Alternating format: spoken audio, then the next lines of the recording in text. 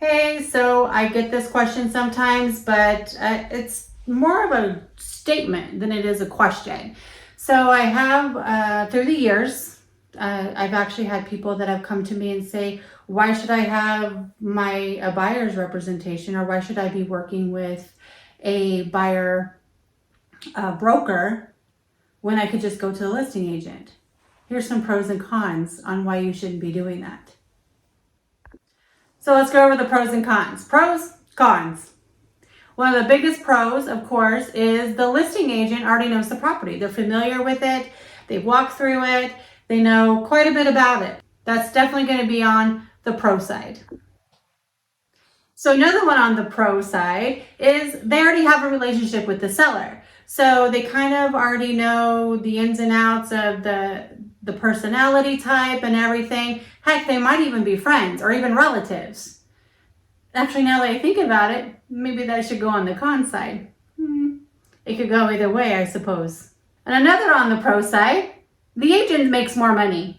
Wait, that's kind of a pro for them, not for you. Let's think about that one for a minute. Nah, we'll get back to that one in a minute. But let's get over to the con side. So the pros and cons. Cons. One of the biggest cons, of course, is greed can be a factor. The seller wants to make the most amount of money. You want to save the most amount of money. Where does the agent lie? Their commission is based off a percentage of the sales price. In some cases, they might even have an agreement to say, like, if I bring in the buyer, I'll lower my commission. The commission is already agreed upon on the listing contract. It's not something that can be renegotiated during the contract phase, like when you come in as a buyer. It can't be already done. It has to already be in place. So it could be that they actually will reduce their commission. Now you're probably thinking that's a wonderful thing, right? Because then I can save the money, but not necessarily. The market value of the home is not based on how much the commission is paid. The market value never changes. The commission might change, so the seller makes more, but you think about it, the listing agent makes more as well. Because instead of the 3%, now they're making 4%, maybe 5%. Just a little bit to think about. So another con, we're right back to one of our lists that we've seen a little bit earlier. We circled back to it. The listing agent might have a relationship with the seller. What if they're family? What if they're friends? Will you ever really know that they have your best interest in mind? Probably not. The listing agent is going to be as professional as possible, of course. They're going to treat you fairly because they have to. Once you sign a buyer broker, they will have a fiduciary responsibility to do everything on your best interest. But will they? Will you ever really know 100% if that is going to be the case? Now, just a little bit something to think about, right? So in short, will you ever really know if the listing agent has your best interest in mind? Well, I'm hoping the answer is yes, but will you ever really know that? But like I said earlier, you have a choice. You can get your own representation.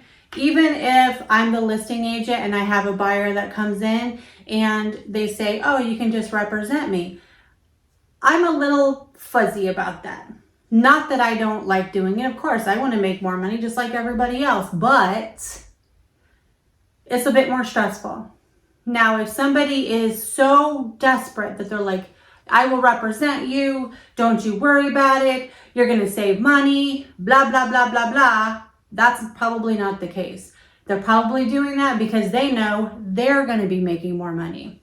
In situations where it comes across with me personally, I would rather refer the buyer so they have their own representation through their own buyer's agent, usually someone in my office. So we do have a close connection.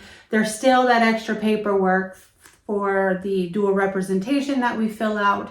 That's not a big deal, but they feel more comfortable, my seller feels more comfortable, and everybody's golden.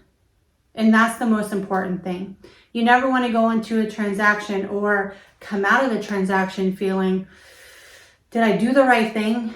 Did I get the best possible price for the house? I know the seller's happy, but am I happy? So one of the biggest cons, of course, is you're going to be sharing that representation. It would be like going to court and using the other guy as attorney. Like you're sharing the attorney. Why wouldn't you have your own, right? It just doesn't make sense to me. So if you're ever in that situation, you can get your own representation. If you have some concerns about that, you definitely need to speak to somebody else.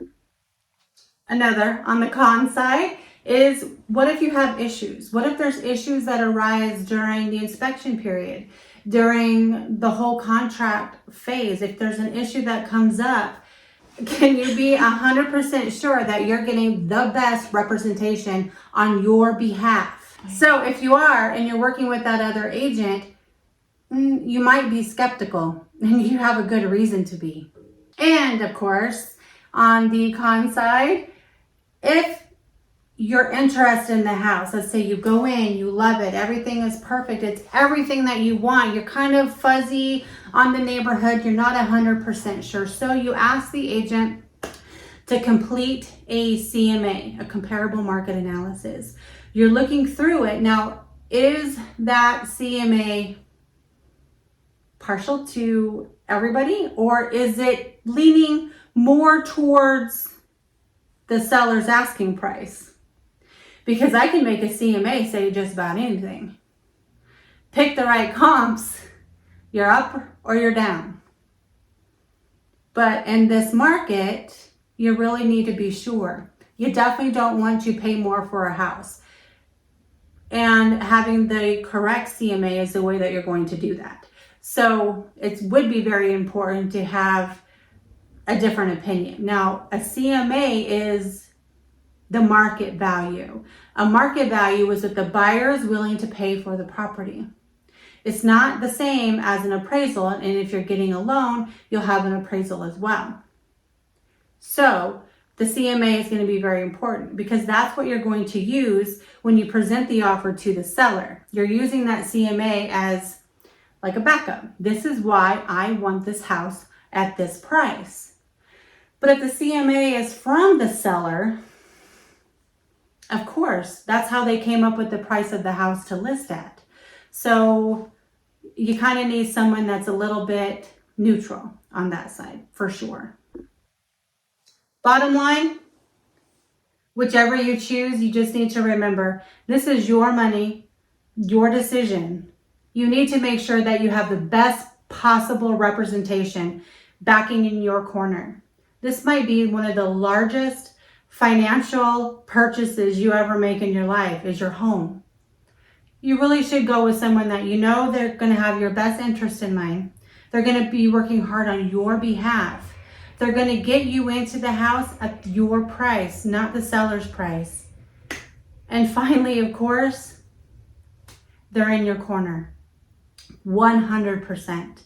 And if a listing agent isn't willing to refer you out to another agent so you have your own representation, then maybe that's not the right person to work for.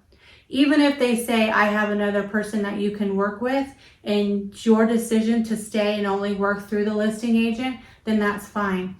But if they're not even willing to give you that option, and they're just so excited to get that house under contract, they're probably also excited because they're now making a double income. So if you are looking at buying a house in the near future, give me a call. I'll be more than happy to talk you through what it takes, how much it costs to hire a real estate agent, and everything you need to know.